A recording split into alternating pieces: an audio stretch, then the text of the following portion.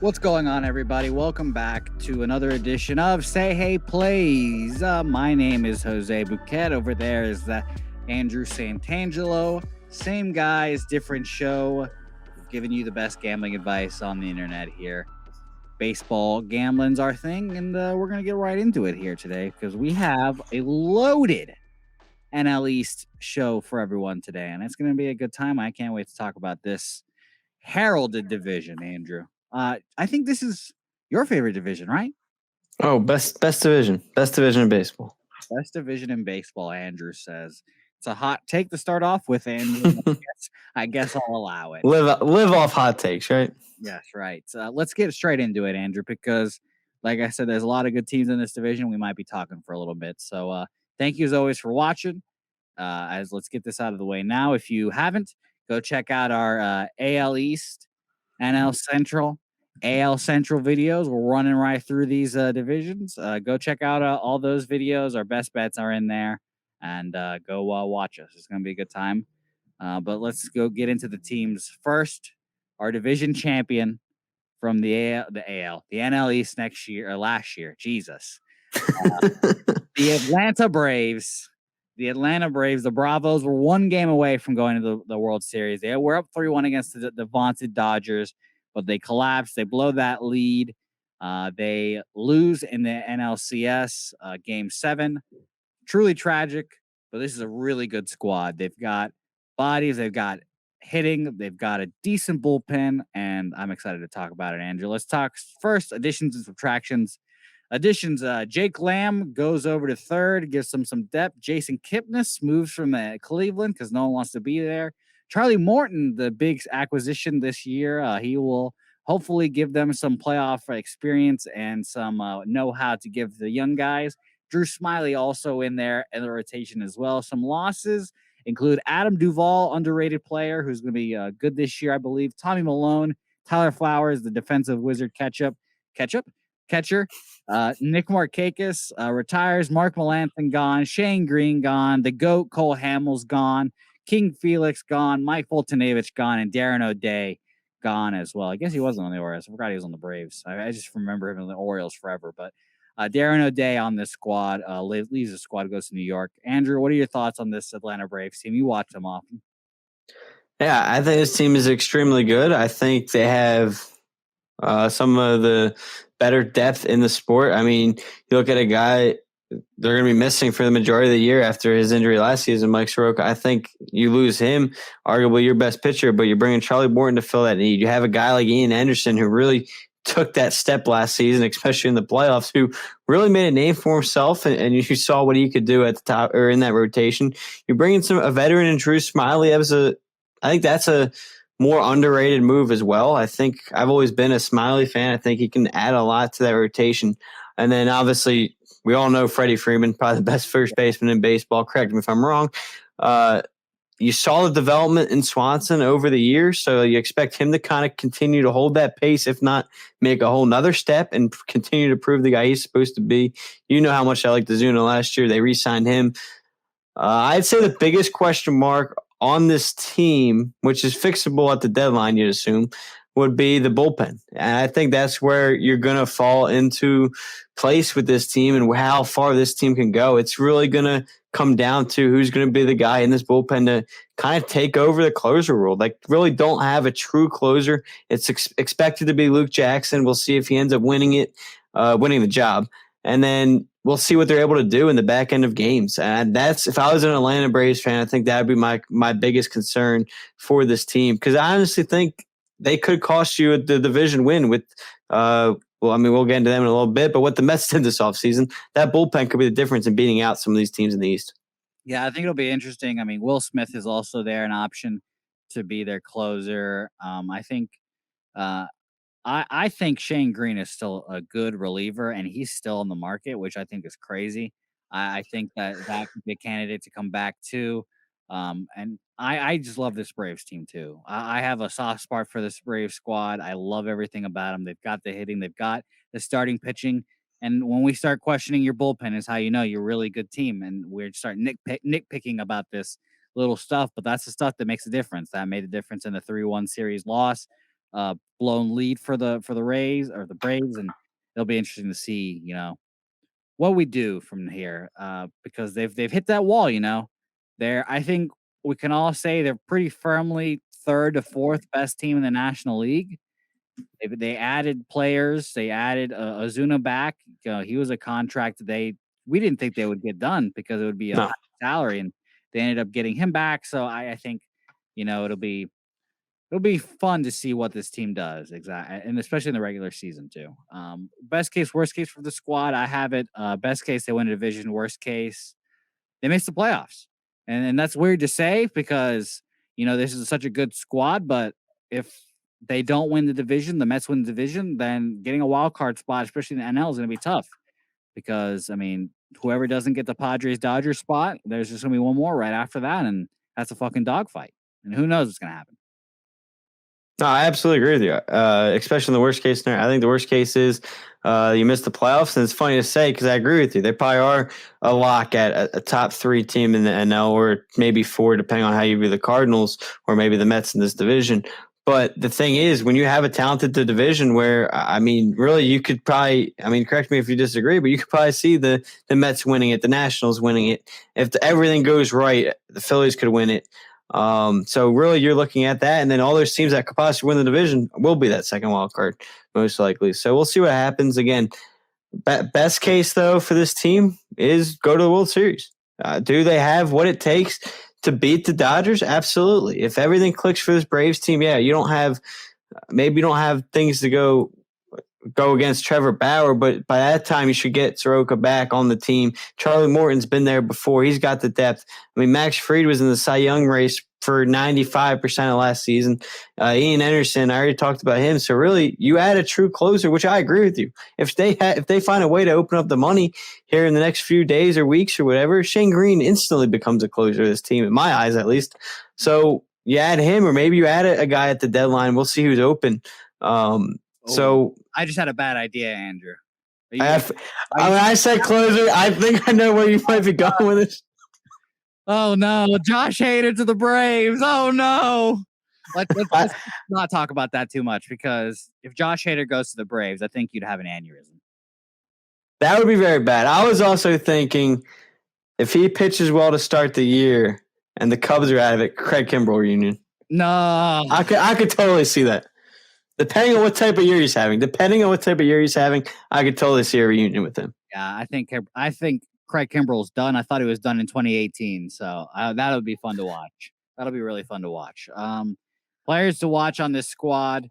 I have a super under the radar name. I think this is as hipster as I can get. Bryce Wilson. Now you're gonna say, who the fuck is that? I have never heard that guy in my life. He is a starting pitcher. He is actually the starting pitcher that started game 4 against the Dodgers and shut them down. They won that game 10-3, I believe. He shut down the Dodgers, a Dodgers team that we all know how incredible they are, playoffs, all that good stuff. Came in there, pitched 6 shutout innings, I believe, dominated. And now he's not even sniffing the rotation.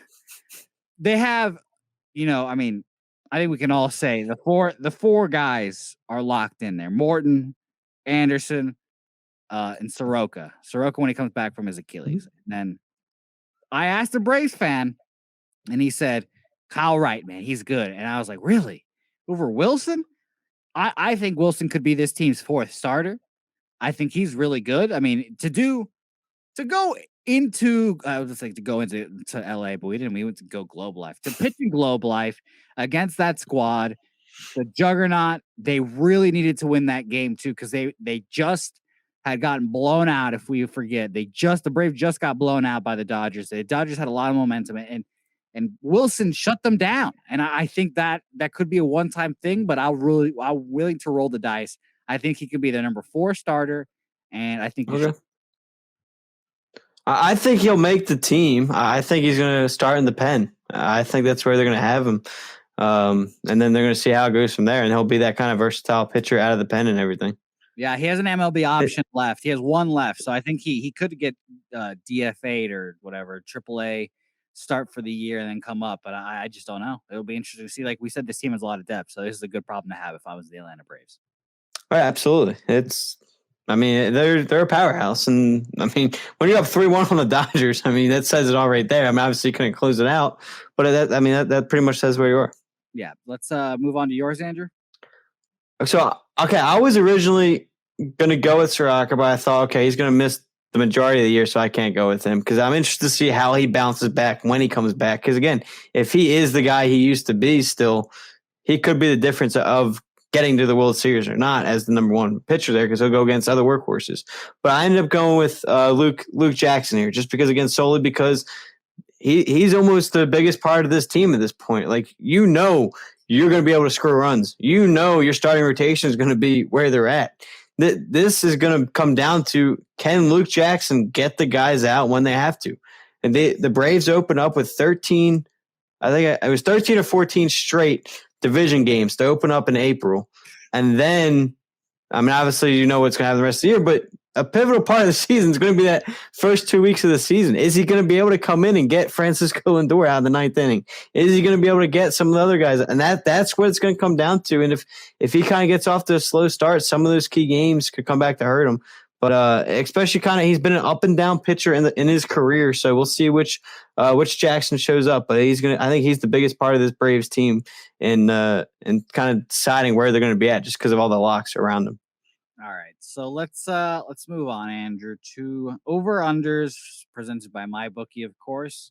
As always, go to MyBookie, put in promo code PubSports, get a 50% deposit match when you deposit $100, $150. Go gamble on some baseball. Perhaps if March Madness is still rolling around, go do that. I can't wait for that. Over-under 92.5 for this Brave squad. Pretty high number. World Series is plus 900, division plus 135, and to win the NL is plus 525. I'll go first, Andrew. I have them. My favorite thing about this is, or favorite bet is the NL pennant at plus 525. I would bet them there. I like that.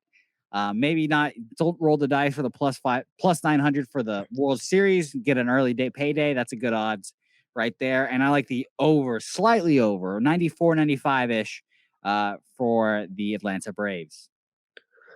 Yeah, first I agree. I like the because of the odds and everything. I like the potential of them getting to the World Series. I think that's a play you want to take a look at just because of the odds the odds are pretty good there. And if it comes out to win, you're going to get a nice reward there. And it kind of sounds contradicting to say, but I'm going to say under slightly. 90 wins. I'm going to go with 90 wins because of how deep this division is. So, while I do think they'll win the division, so that's why I don't think it's going to affect the odds to get to the World Series. I think just because of the battle tests they're going to have to go through the season, and then they'll get their best pitcher back later in the year. Eventually, I think they'll get a solidified closer there at the deadline. I think they'll kind of be late, but I think they'll be slightly under at 90, but not affect anything else in terms of those odds. Okay, I'll say that if they do end up not winning division, you might get better odds for the NL pennant if you wait, but who knows? This is all a guessing game at the end of the day. So right. Yeah. Let's move on. We're a little behind schedule already, Andrew. So let's kind of jet through this one because it is the Miami Marlins. A Cinderella story last year. The fish with arms. They had an incredible year. They were counted out the whole time.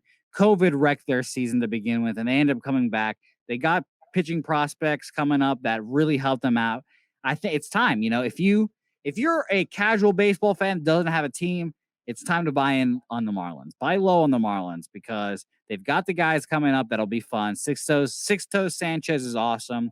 My player to watch here, a prospect that's coming up this year, who we'll talk about soon, is fun to watch. I think this is a good team. Unfortunately, they're just stuck in the wrong division. If they were if they were the NL Central magically, this is a team I would pick to finish like second. But they're in one of the toughest division in baseball, and it's just tough sledding for them here. Absolutely. I think, again, you saw what they were going to do last year. I think they overachieved expectations. I think Don Mattingly is that good of a manager, especially was able to do with all the COVID incidents that happened with the Marlins, and they were still able to find a way. So we'll see what happens with this team. They got a lot of names on there. We'll see if they're able to duplicate what they did last year. You mentioned Sixto Sanchez, which funny. I guess I know we got a late start to the spring, but I guess he won't be ready for opening day because he's not even on their depth chart. So I thought that was kind of interesting. So we'll see how that affects him early on in the year if he's not able to go toward opening day. But like you said, they're going to be a fun, young, up and coming team to watch. And 3 years from now, I think they could really compete for the division if things go right. Best case, worst case. Best case for me, wild card. Worst case, last place. Agreed. I agree. Worst case is funny though because you last place might not even be that bad because of the talent are in this division. You're right. So I agree with you there. Player to watch for me. Let's get jazzy, Andrew. Jazz Chisholm. He is the number 4 prospect for the Miami Marlins. He is going to play their shortstop position, most likely in the future. In 62 at bats last year, he only had 9 hits, 2 home runs, 6 RBIs. Not the best start, but COVID 2020 coming up for your first time, that must be fucking hard to do, and all that good stuff. Miguel Rojas right now is their shortstop. He's a 32-year-old Venezuelan guy who I like to think of it like this. I mean, when Dustin Pedroia came up, when he was a rookie, he had Alex Cora in front of him actually, and Alex Cora kind of took him under his wing. Did that whole thing, showed him what's what, and then the rest is history. NL Rookie of the Year and MVP back-to-back years. I think that we could see that same kind of mentorship role from a Jazz Chisholm and a Miguel Rojas. Show them how to play shortstop in the major leagues, how to be professional, all that good stuff. Hopefully, at some point, the Miami Marlins realize they need to give all these young guys as many at bats as they can. And Miguel Rojas, who said he wants to win a championship in Miami, I hope he stays in Miami because I think he's an awesome guy, cool story, and I hope he just kind of shows the young guys the way. Yeah, I agree with you, and I think he's a big part of what happened last year and kind of the leadership kind of role. Yeah. But Go ahead. my guy to watch is a Venezuela guy as well, or Venezuela guy. So I don't know if you know where I'm going with this, but I like this. I think an area this team might lack, which hurts them, is power. So I'm going to go with the guy that came over from the Brewers, and Jesus Aguilar. We believe in Jesus, Andrew. So do I believe in him. I think a spot they lack again is power, and I think he's got to hopefully return to that Brewers kind of mindset he had. He had last year with the full year with the Brewers, 35 home runs and 108 RBIs. If he can get back at that, the 274 average for a power guy like that. I mean, for a power hitter, you're taking 274 all day pretty much because when you see power guys nowadays, they're hitting like 250 or under. So if he can get back to that, I like where this team could go, and I think he could be a big spot in that lineup if everything else at the top order goes right as well. With Starling Marte probably leading off once again, getting on, and Aguilar going to be the guy hitting him in. Yeah, I love Jesus Aguilar. He's a big culture guy too. I mean, in the videos you saw, especially after the Cubs lost to the Marlins in the wild card round, it was Jesus Aguilar just in the middle of all of their celebrations. Doing the whole thing. If you remember on Twitter, they had that whole video of them smoking cigars and laughing. Yeah. So shout out to Jesus. I'm a fan of Miami Marlins. If I had to pick a number 2 team right now, it'd be the Miami Marlins. They're a fun squad to watch. I've been to their stadium. My sister lives in Miami, so I'm just in. I'm in. There's one of my top squads. So let's move on to Andrew. Their over-unders presented by MyBookie, of course. 72.5, high number for the squad now, but ultimately probably going to be last place in this division, which is crazy. 80-1 to win the World Series and plus 1,700 to win the division. Yeah, I think it's going to come down to can you win division games? I really do. And I think this team has what it takes. I think the pitching's there. You're in a tough division. I'm going to lean slightly over than the 72.5 because I think this pitching is very good. And if the offense clicks, they're going to continue to surprise people. And again, they were a playoff team last year and got in. There's a reason for it. They got a lot of the guys back. So I'm going to go slightly over the 72.5. I'm going to go slightly under. I'm going to go around 70 wins. I love the Marlins, but, it's hard to do that shit twice. And this division is really hard. And if the people of Philadelphia continue losing to the Miami Marlins, I think there'll be a riot. I think there will genuinely be a riot because the Phillies' kryptonite is Miami Marlins, apparently. So, whether the Marlins are good or bad, it's always a kryptonite for whatever reason. Yes, it's very funny. Speaking of the Philadelphia Phillies, Andrew, I would like, you know what, Andrew? I'll let you just. I'm going to sit back here. I don't want you to take it away, Andrew. My iPad's on 1%. We're rolling right now. and I want you to tell the people about your Philadelphia Phillies. Well, the Philadelphia Phillies had a very busy offseason finally. I'll start with the losses first. First, you had Heath Hembree, midseason acquisition last year. You lose Jay Bruce, I believe, to the Yankees. Jake Arrieta goes back to the Chicago Cubs. Brandon Workman, another midseason acquisition, is gone, and then David Robertson also gone there. Obviously, big need was the bullpen, and the Phillies did just that. They had a guy in Jose Alvarado from the Rays. They had Archie Bradley from the Reds. They had Von Nova. I forget where he came from, maybe. Matt Moore comes. Yeah, I think it was with the Pirates. Matt Moore comes back from a year off in the MLB from playing over in Japan. He comes back, take a chance on him. Hector Rendon, Brandon Kintzler, which I think was probably one of the better signings for the Phillies. I don't know how they got him on a minor league deal, so a steal in there.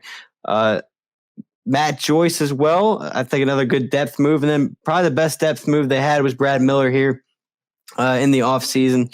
So I love Brad Miller. He was with the Phillies beforehand, and I think it's a big comeback here. So like I started for the Red Sox, why don't you start non-biased before I probably give a biased opinion? Okay. Brad Miller, no batting gloves guy, right? Yeah, that's correct. No batting gloves. Shout out to him. So yeah, let's hear your best case, worst case. Best case, I think they win the division. Best case, I think they can win the division. I mean, that's their goal. I mean, if that's your goal, I'll say best case that's what we can do. Dave Dombrowski, I've lived that experience before, Andrew. And let me tell you right now, Andrew, you're going to add at the trade deadline. I promise. Good. you're going to add at the trade deadline. Your general managers from the past did not like doing that, and he will trade prospects. He does not give a damn about your favorite prospects. He will trade them for whoever. So if it's bullpen arms or if it's starting arms or whatever you need, you will try to go get those guys with Dave Dombrowski. So I like that. Worst case, Andrew, it all falls apart. It all comes back down. Bryce Harper takes a step back. JT Realmuto comes back. You know, he got his money, but, you know, maybe he steps back a little bit, doesn't do it as well. McCutchen, age. Segura, age. Didi, age. And I don't want to say this name because I don't know if he might be your guy later, but one, Rhys Hoskins has really, really disappointed you and me these last couple of years. And I need to see something from Rhys. I really do. He's not my player to watch. I don't know if he's yours because I like not knowing and being surprised, but I need something from Rhys this year. I don't. We've already heard your best case, worst case. I mean, you're gonna say best case, win the division. Worst case, not make the playoffs. Finish behind all these guys, of course. But I want to hear your player to watch, Andrew, because you're plugged into the Phillies. You know better than everyone. Is it Aaron Alec Boehm? Is it Rhys Hoskins? Is it someone we don't know about? Who is it, Andrew? Again, I kind of took a while to figure this one out because we're in the middle of a center field battle between three guys. But I went away from them because you obviously can't pick three guys. So I did indeed go with the guy you have mentioned, and that is Rhys Hoskins, because they feed off him. Like, you know what you have in Bryce Harper. You know what you're going to get in JT. You know what you're going to get with Gregorius. You know what you're getting in those guys. The guy that kind of has gone back and forth has been Rhys Hoskins, and that's the guy that's going to have to continue to get back to where he's at. I thought he finally found a stride toward the back end of the year. So we'll see what he's able to do this upcoming season. One thing he does do that you know he's always going to do is he gets on base. Obviously, you're looking for the power from him is what you really want from him, that he's slowly starting to get back to. But last year, I think he led the MLB in walks for the majority of the season. So I think Rhys Hoskins is the key to watch here for the Phillies. I do like Alec Boehm, but I just think, again, he's a younger guy. I think Hoskins is going to be the big spot here in the lineup. Last year, they hit him in the 2 spot, which always surprised me. I'm interested to see where they'll go this year. I think I kind of like to see him back at the 4, in the 4 spot here with the team. So we'll see what they do in that sense. But I got to go Rhys Hoskins. Does it bother you or concern you that Joe Girardi just keeps going back to his old Yankees well? Like, I have no problem with it. I mean, he's picking good players. It's not like they're not performing. Like, I don't know. I mean, DD, former Yankee. Now he's got David Robertson, I believe you said, is former Yankees. No, he left. Oh, I'm sorry. No, it was a Nova. I think Girardi probably managed Nova at the Yankees, right? Yep. Yeah. And then, what's his name? I can't remember. There's a utility guy fighting for a roster spot. I forget who it is. He was an infielder with him. So yeah, there's a lot of Yankees guys. I just wanted to pull There that. are. I wanted No, to. I know. I just wanted to bring that up to your attention. I trust Joe. Okay, good. Now I'm gonna give you my player to watch, and I think I want to caution you, Andrew. I want to from one person that has had the Dave Dombrowski experience to another. I want to caution him because Dave Dombrowski is very good at multiple things. He can go negotiate large contracts and go get your guy. He did that with JT. He's been doing moves and all this stuff. He's been trying. The one thing that has consistently concerned me about all Dave Dombrowski's teams is that every time he builds a bullpen, it is awful. It is just awful, Andrew. The Tigers bullpens killed them against the Red Sox in those series. Killed them. Murdered them. The Red Sox bullpens, when they won a World Series, they weren't good the whole year. Craig Kimbrell was not a good closer at the end of that 2018 season. And it took Matt Barnes, Joe Kelly, Ryan Brazier, and all these guys simultaneously just having like a great collective postseason and all having a great ERA. Not to mention that Alex Cora had to literally invent the like rover starting pitching guy that comes in the eighth inning and locks it down. That's what he did with Nate Eovaldi, Porcello, and Sale. He did all of that. Dombrowski's just not that great at finding these bullpen arms. And my player to watch is, and all this is long-winded to say, is Archie Bradley. He's going to be the closer for this squad, I assume. He has been excellent in Arizona. He had a decent year in Cincinnati last year. And I hope for your mental health, Andrew, I appreciate that. Archie Bradley can be the closer of this team. Because if we start getting into closer by committee shit again, we're going to have a bad time. We're going to have a bad time because I think Archie Bradley is the best reliever you guys have. Hector Neris is not a closer. We learned that last year. You learned that last year in particular. He's just not that good. And the rest of the arms, I'm just not sold on. And I need the bullpen has to be together. The bullpen just has to be together because it literally can't get worse than last year. But I mean, see, that's why I'm excited about it because you went out, you're bringing in 4 or 5 guys, 4 or 5 names that have been really good. And like you just said, you can't get worse than last year. So even if you move from the 30th worst bullpen to the 24th worst bullpen, you're still adding a good chunk of wins. Because let me remind you, the Phillies led in 48 of 62 games last year. And then I think it's 40 of 62 games in the 6th inning or later. So that says a lot about what that bullpen was. So when you're bringing in guys like Bradley, Alvarado, I think one of the sleeper signings here is Kinsler from the Marlins had under a 2.3 ERA as a reliever. If Bradley goes down or if he struggles a little bit, you have depth this year that you did not have last year. So I'm excited. I like my favorite signing was, or my other favorite signing besides Bradley was Jose Alvarado too. I think he's a good pitcher. I believe he's from the Rays. Yep. I mean that whole if you get a pitcher from the Rays or relief pitcher from the Rays, you're doing a good job probably. So. Yeah, lefty that throws 100, and we don't have guys that throw 100 a lot. So that's one thing we've lacked is velocity pitchers. And finally, we went out and got one. All right, well, that's good to hear, Andrew. Let's get to the MyBookie over-unders here, Andrew. A very, very juicy number for me, Andrew. 81.5 team for this team, Andrew. Right at 500. Right at 500. Can you finish above 500 is the real question. World Series 35-1. Division plus 800. Andrew, I'll start. I'm going over. I think, like I said, this is a team that wants to win. Dave Dombrowski does not fuck around. He is a win now guy. I think last year I fucked up by not knowing your general managers were incompetent. Just simply incompetent. They did not want to add it to the free agency and deadline and all this good stuff. Dave Dombrowski is going to do that stuff. Bryce Harper has looked great. He's only getting better, I think. JT Realmuto settled. I mean, Aaron Alston, Alec Boehm, hopefully. We'll see. I like the over. And if you're not a Phillies fan and you want to see Andrew smile a little bit, sprinkle a little bit on the division. Put a little sprinkle on the division. But I'm going over 81.5. Yeah, in all honesty, I think the over 81 is a lock. I'm going to say it again. Wow, I was thinking the same thing, but I didn't want to say it. So that's good. There we go. You know how down I was on the team last year.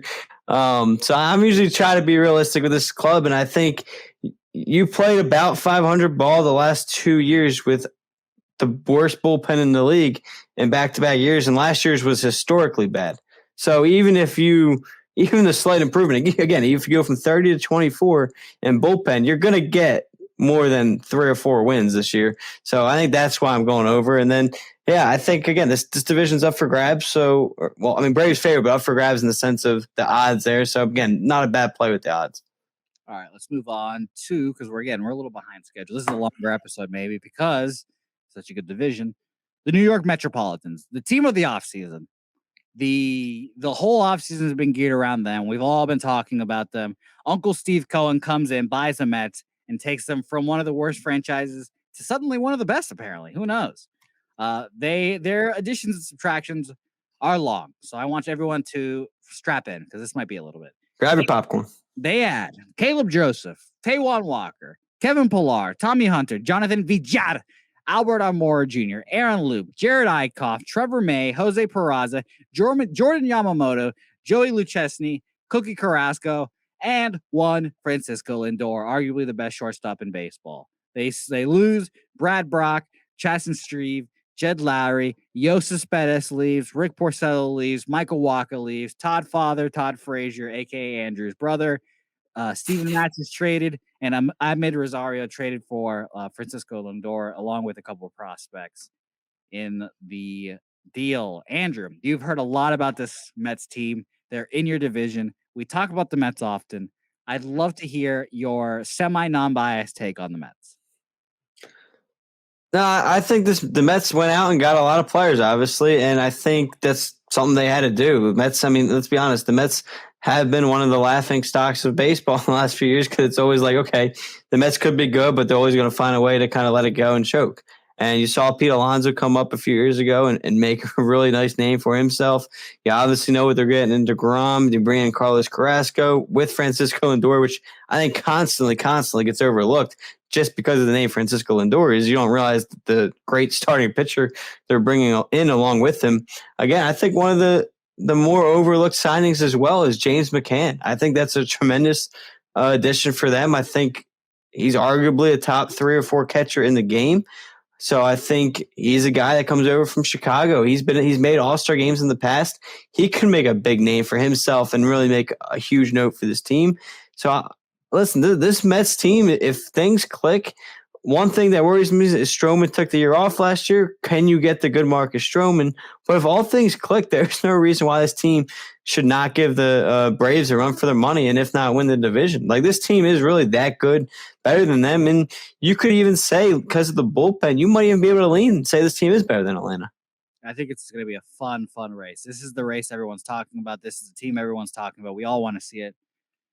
Best case, worst case, this is going to get dark for Mets fans. So if you're a Mets fan, tune out for this worst case. Worst case, you don't make the playoffs. You don't sign Francisco Lindor. You don't sign Michael Conforto. You don't sign Noah Syndergaard. All of those guys leave, and you traded all those guys for no reason. So that would suck. So not signing a Francisco Lindor is the number one worst case scenario. Even if they do make the playoffs, the only way it would not be a good thing or a bad thing would for them be the win a World Series. So you have to sign Francisco Lindor, and he's already said that he's not going to negotiate during the season. So tick, tick, tick. I believe they've got 16 days left till opening day. Again, we pre-record these things, so by the time you're listening to this, maybe he's already re-signed. I don't know. So as of right now, he has not been signed. So he is the main priority. You have to re-sign him.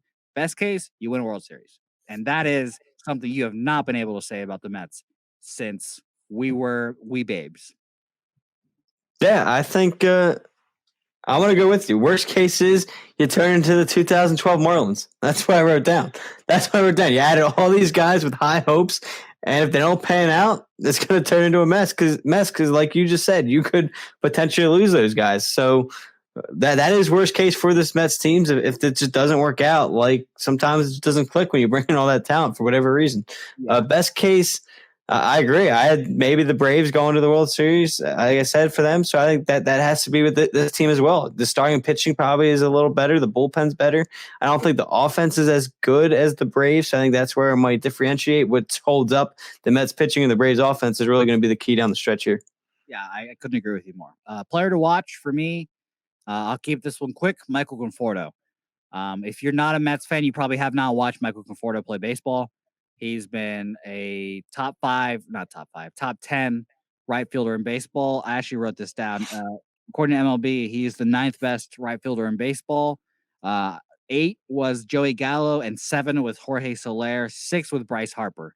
I think that if the Mets want to be, or what they want to go where they want to go, playoffs, compete, all that stuff, I think Michael Conforto needs to at least get into that number 6 spot or number 7 spot, I should say, for right fielders. You're probably not going to be better than Harper. I'll admit that. I think there's a pretty big gap in between those guys, but he's a free agent after this year.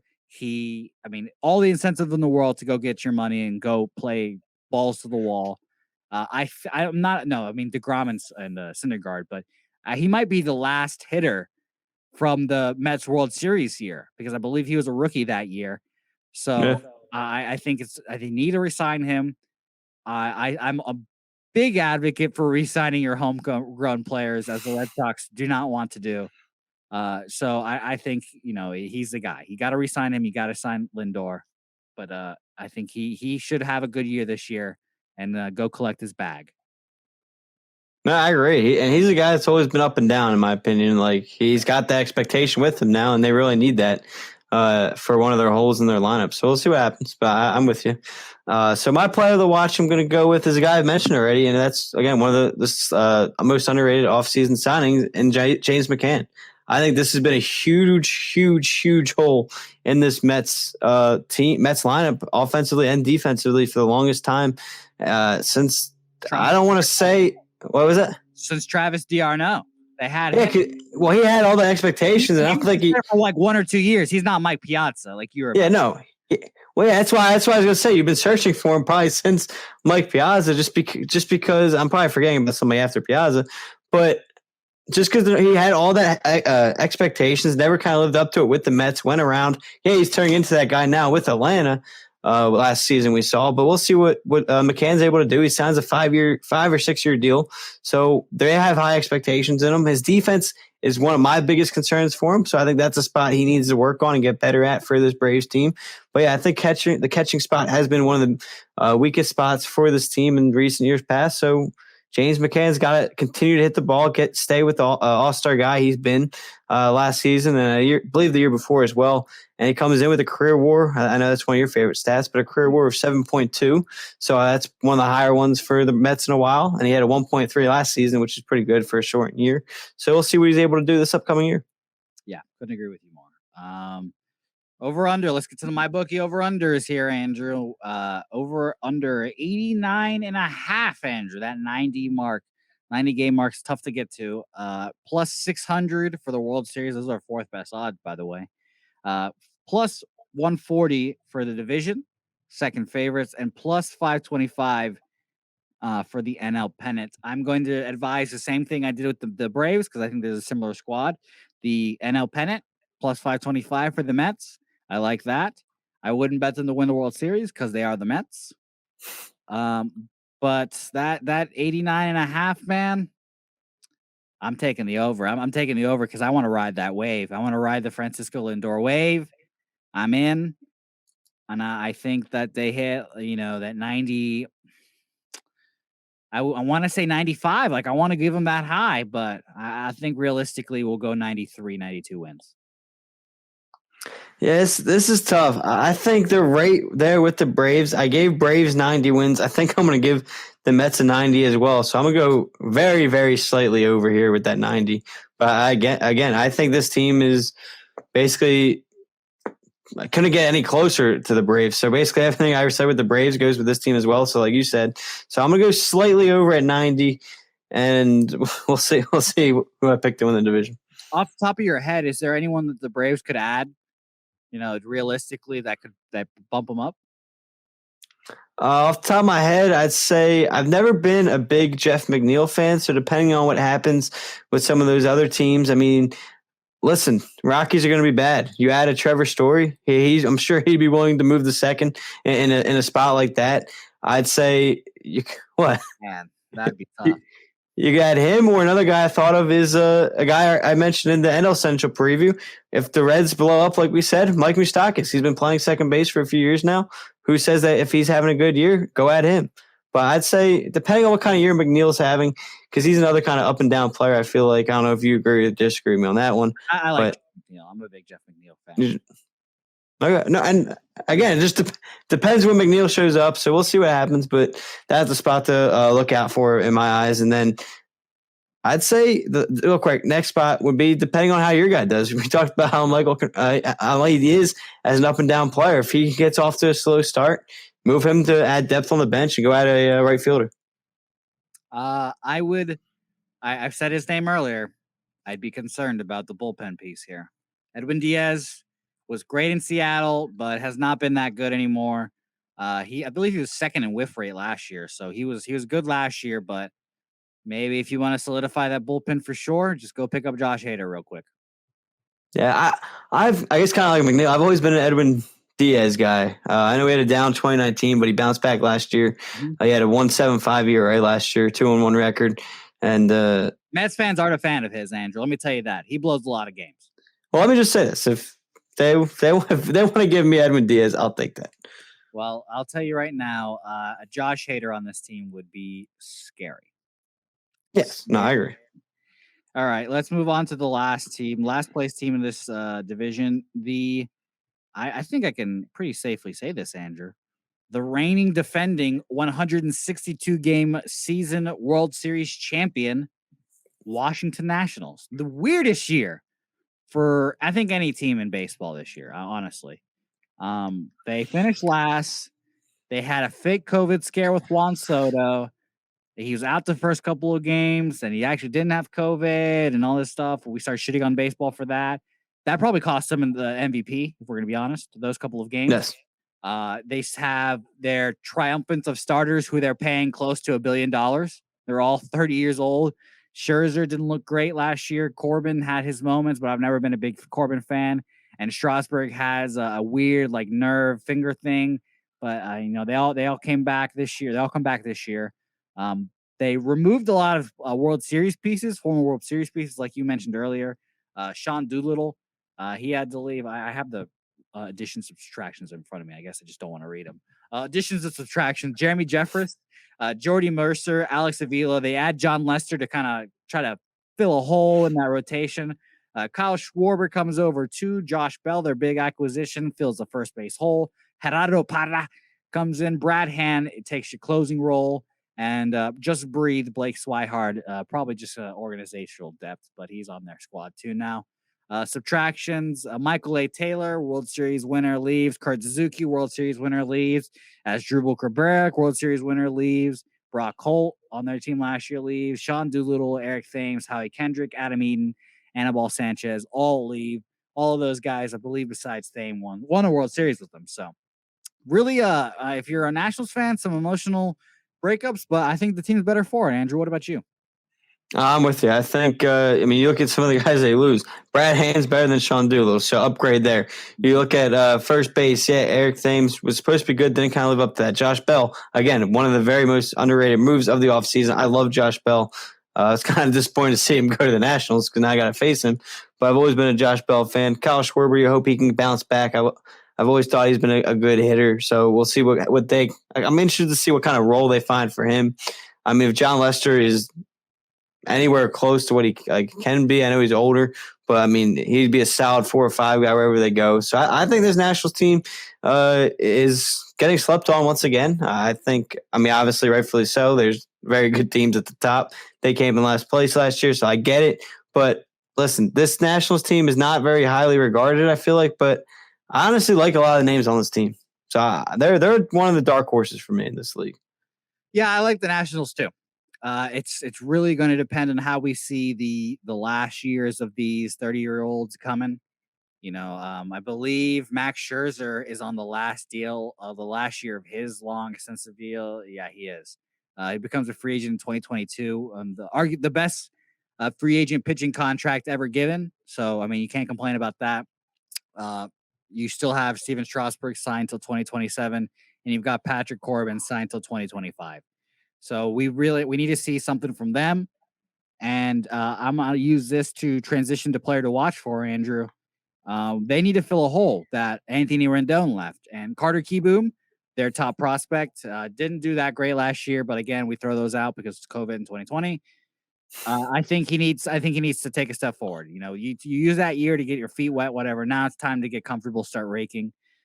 He, like I said, top prospect in the Nationals organization. He had a 202 average last year, a 340 OPS or OBP, and the stat that really jumped out at me is that he hit 048 against breaking balls last year. 048 is brutal, and I understand the adjustments and all that, but I hope that you can take that step forward and kind of start filling that Rendon hole, because I mean you can see the Nationals lineup, and there's definitely that one hole, that one place. They need one more guy, that one more big bopper, and I hope it turns out to be Josh Bell or Schwarber, whoever they added. But Carter Kieboom needs to step it up over there at the hot corner. Yeah, you stole my guy. I think he's, like you said, you gotta. Do we? What? No, I have another guy. I just was say I was gonna go with him as well. Like you said, he's gotta find a way to start filling that spot in that on that team since Anthony Rendon left, and we'll see if he's able to do it. And I mean, I think he's got potential, so we'll find out. My player is, again, the acquisition I just said, Josh Bell. I think he's got to be able to have that kind of year that he had with the Pirates when he started out making his name for himself when he was that prospect, specifically the 2019 season, 37 home runs and 116 RBIs and a 277 average, which honestly, I don't think he probably wouldn't have won, but he would have got a lot more MVP votes if he was on a better team. Or just he was on a bad Pirates team. So that kind of hurt him a little bit. So he had a down year last year, only hit 226. But like throwing away bad years last year. So I think Josh Bell's a very dangerous player in this lineup. I love Trey Turner at the top, always hitting at the top of that order. He's going to continue to get on base. Who's going to hit him in? It's going to be Josh Bell and Juan Soto. And I'm interested to see where they kind of put those two in the order, who they're going to have hit 3-4 kind of range there in that sense. But again, you know what you're going to get out of Soto, so that's why you can't really pick him. So my guy here is Josh Bell. If he's going to have the offense he's capable of having, it could go a long way for this team. You know what's interesting to me, Andrew? If you were to tell me that one particular team had a couple, let me do the math here real quick. Let me see. They have 2 top 10 fantasy baseball players. If you told me that, I would be like, oh, it's the Dodgers. Oh, it's the Padres. Oh, it's not them. That should be the Yankees. No. Preseason, it's the Nationals. Juan Soto is, I mean, arguably the best hitter in baseball. Yeah. Like we said, he could have won the world. He could have won MVP last year if he doesn't have that COVID thing. But we're not going to talk about that because baseball doesn't want to talk about that. And Trey Turner is electric, shortstop extraordinaire, does everything you want, hits a little bit for power, steals bases, super fast, defensively sound. Just stay healthy. Everyone, just stay healthy, and maybe we can have a good squad here. Andrew, let's move on to our final my bookie over under segment here, Andrew. Oh, you're looking. I forgot something. What did I forget, Andrew? Well, first I was going to say I think Trey Turner might be the most underrated player in the league, and then maybe it's been a long episode. I didn't know. Did we do best case, worst case? I don't know. Let's do it right now. Best case for Nationals, I think they can win the division. I legitimately think they could win the division. Worst case, the same thing happens this year. They finish behind the Marlins. They could finish in last place. They waste another Juan Soto year.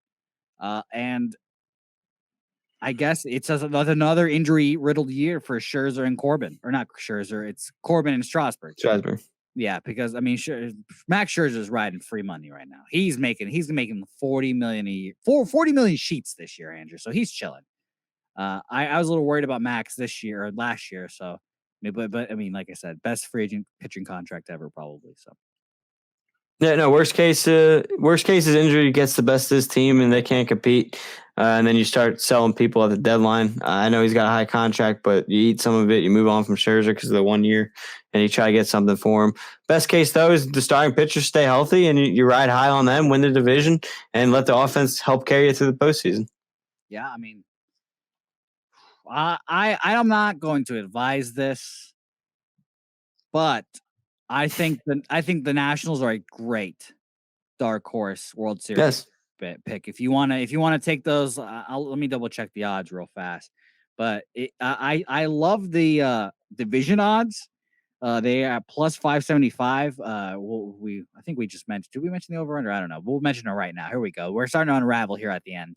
The my bookie over under is 84.5. World Series odds at 35-1. There we go. 35-1. That's crazy. And division plus 575. I'm gonna go the over.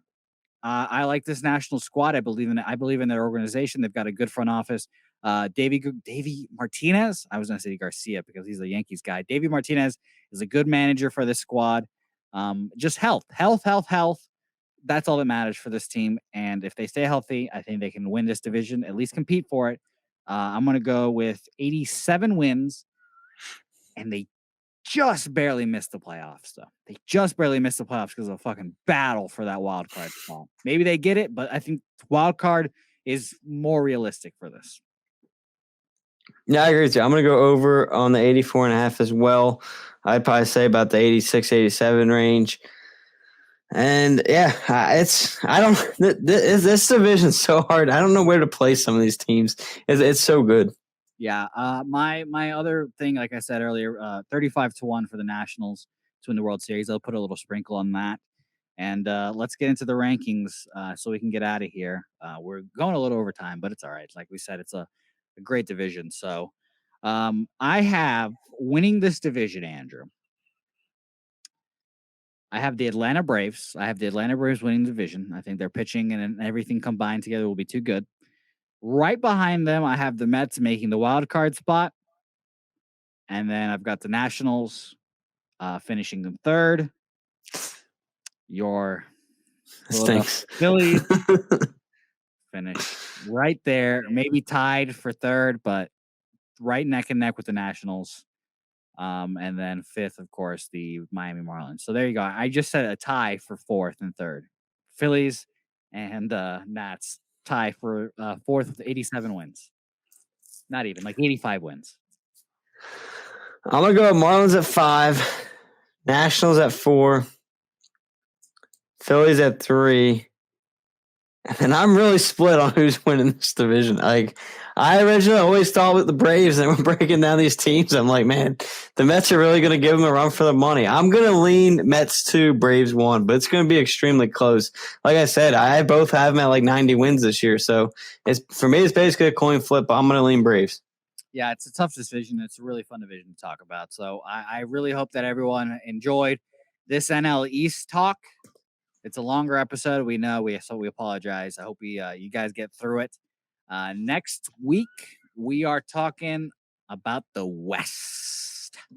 We're going to the West Coast. We're going to talk a little National League West, perhaps, and we're going to talk a little American League West. It's going to be a fun time. I can't wait about it. I can't wait for it. It's going to be a good time. Hopefully, Andrew, your Phillies. I really hope they do well. Hey, same here. I need my health needs it. All right. You're right. I hope so. For all your friends over there, I hope they do well. Andrew, where can the people find you at? People can find me on Twitter at AJ_Santangelo. You can find me at Philly Sports Now, a podcast I do with my brothers on all Philadelphia sports, from Eagles, Phillies, Sixers, Flyers, Chasing the Pennant, Strictly Phillies podcast, and True Philadelphian Sportcast. And then, of course, Pub Sports Radio here with the baseball show and any article I write for baseball. Before we head out, I need to ask you a random non-baseball related question. Are the 76ers good at basketball? Of course we're good at basketball. Okay. Number 1 in the East. All right, I just wanted to ask you that because yes. When the Celtics and 76ers meet up in the playoffs, it's going to be real funny. Will they? I don't know. Who knows? The Celtics probably going to make the playoffs. All right. Thanks everyone for watching. We appreciate you as always. Catch us here next time for some West Coast talk. let's go to the West Coast and let's take our drive. Let's go up the Golden Yes. Bridge. We'll see you guys next time. And of course, wash your hands, wear your mask, and go watch some baseball, guys. Enjoy the show.